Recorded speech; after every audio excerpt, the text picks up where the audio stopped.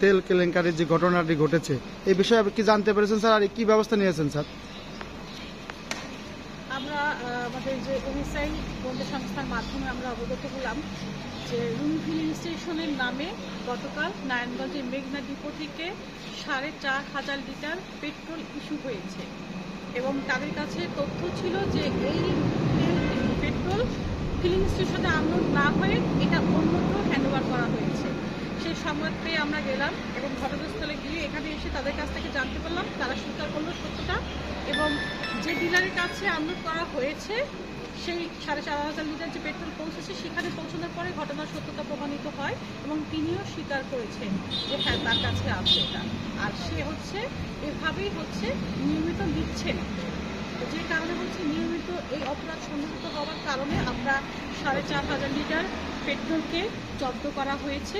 একই সাথে স্পেশাল পাওয়ার অ্যাক্ট অনুযায়ী এটার বিরুদ্ধে নিয়মিত মামলা দায়েরের জন্য ভারপ্রাপ্ত কর্মকর্তা শিবালয়কে নির্দেশ প্রদান করা হয়েছে। স্যার, যে কিনেছিল মামুন এন্টারপ্রাইজ তার বিরুদ্ধে কিনে হয়েছে, তার বিরুদ্ধে একই সাথে তাদের দুজনের বিরুদ্ধে ফিলিং স্টেশন এবং মামুন এন্টারপ্রাইজ দুজনের ব্যবস্থা নিয়মিত মামলা দায়ের করা হয়েছে। প্রতিষ্ঠানের বিরুদ্ধে। ধন্যবাদ স্যার।